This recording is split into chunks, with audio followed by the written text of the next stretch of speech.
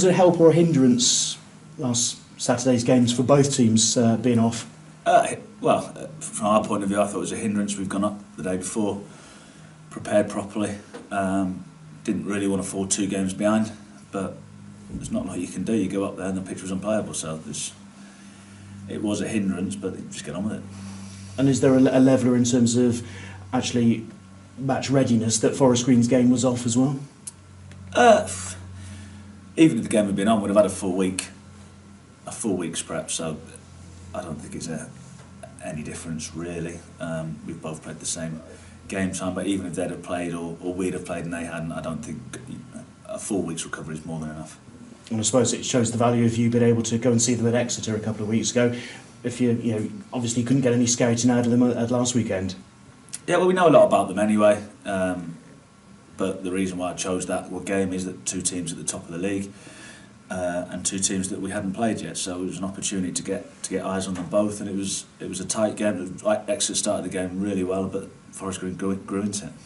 And the way that Exeter started the game, is that the sort of way in which Cheltenham have to start this weekend? It's the way I'd like us to start. I'm not saying we have to start like that. I think any team wants to get on the front foot early on, but to be fair to Forest Green, they've sort of wrestled the momentum back and in the end up missing a good chance to come away with a good point. How good is it for the area that actually a derby isn't just a derby, it's a derby between 2 teams right near the top of the table? Yeah, I think regionally, you look at the teams that are in and around it, there's Exeter, like I said, Plymouth will be in and around it, Newport, if you count them, and Swindon as well, so it's definitely healthy in the area. And a local derby is a local derby, it's great whether it's... But I think the fact that 2 years ago it was a local derby with 2 teams scrapping to stay in the league. Well, now 18 months, 2 years later, Forest Green were up and around it last year, and they've proved that they just carried on from the same form as last year, and obviously we've improved slightly. So it should be a good game, local derby, 2 good footballing teams, and hopefully it will be a good game. What's different about derbies? Is it everything around it off the pitch, but things on the pitch are the same? Yeah, you won't need to motivate the players tomorrow. The players will know what's at stake. You get all the hype from the outside, and it doesn't matter where you go. I've played in the Blackburn-Burnley derby, which is very big, in the area anyway, but they went years without playing each other. So that's why it became sort of more intensified, and even now it's flipped the other way now, where Burnley are not playing Blackburn because they're in completely different leagues, but the intensity between the two, that's gone back hundreds of years. This is sort of evolving, this derby, because when I first started playing it was Gloucester, but it looks like these are the 2 local rivals. The supporters are starting to create that sort of tribal sort of township sort of thing, and it's just good. It just intensifies the atmosphere. And there's a few former players in each squad. How special a day will it be for them? Well, that's what makes it. There's things like that make it a special game. There's a lot of crossover from the clubs. Joycey looking at me now. Look, there's one. Staff members, bookies played for Forest Green. There's little stories all over the place, and that's what the players they don't want to get beat by one of their old teammates or their old club. So that's what intensifies everything. And Ruben Reid and Tav Campbell, are they any closer than they were last time we spoke to you? They're closer, yeah, but they're not. They won't be involved. Tav's not fit. Ruben's football fit, but not football ready. If that makes sense. So he's getting closer. But he needs football minutes, Rube. So unfortunately, because it would have been a game that they'd have both been chomping at the bit to get to. But if they're not ready, they're not ready. And any others? Everyone else okay? Yeah, Sheafy's been back training. Other than that, no more injuries to report. Chris Hussey's signed a new contract for next season. How much was that a no-brainer, if you like? Well, he delivered well for us. We think he's a good player, and personally, I think he's the best left-back in the league. I'd say Joseph Mills runs him pretty close, to be fair to. I played with Mills at Burnley, so I know all about him. He's a very good player. But I think with Huss, good 1v1 defender, he's 6 foot, he can run, he can cross it, he ticks all the boxes as far as we're concerned. I know there was an injury concern, but he played 40 games last year, and I think he's already on 14 or 15 this year, so we have to manage him right, and we have to look after him at times, but his quality is undoubted. And people might say, well, you're doing this it's a luxury to be able to do this, but actually it's a position of strength you're doing it from, which has been earned, isn't it?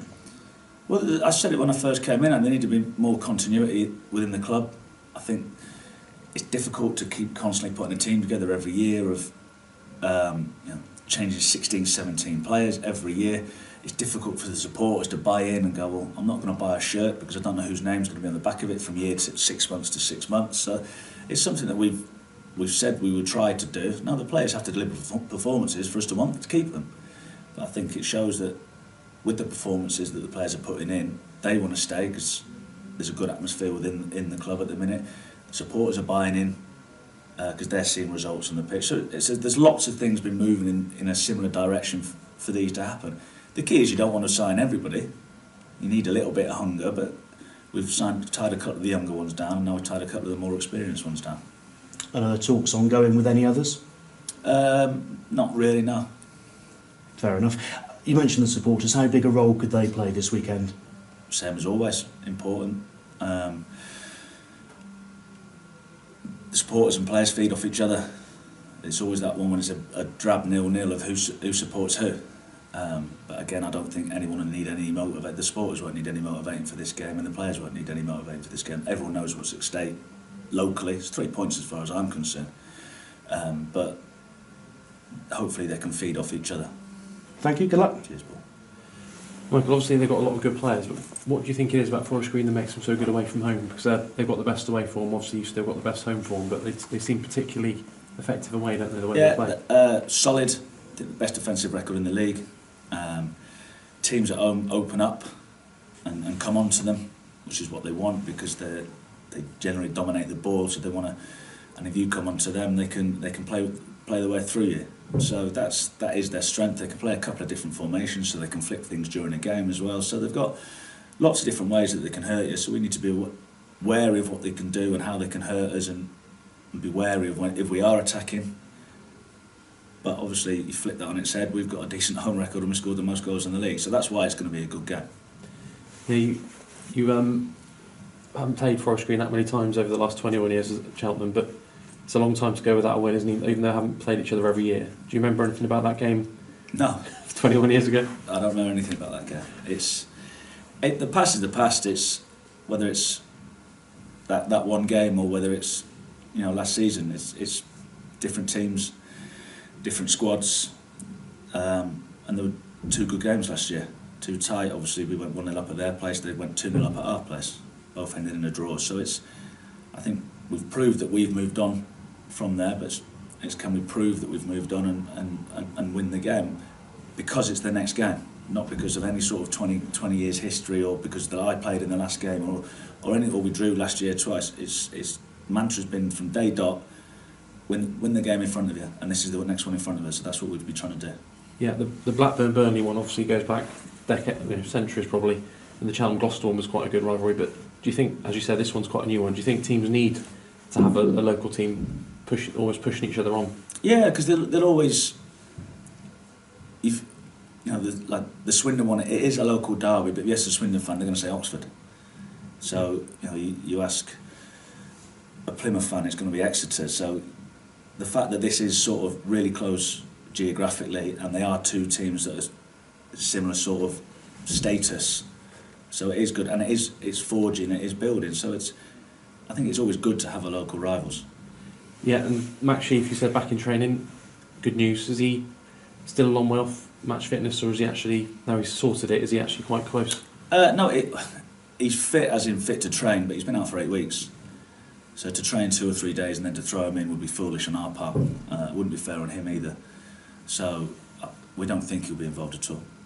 But fingers crossed it is looking good, isn't it, in terms of there's nobody that's, obviously Tav's picked up the injury, but Ruben's getting closer, Max Sheaf's back in training. Hopefully it won't be long before we've got everyone close. Yeah, well, it often happens. Someone will probably break down during the week or on Saturday, because that's, Jack Gav's just about kicked them all out of the room, and then the revolving door of football often happens but no, the squad's in a healthy place, touch wood, at the minute.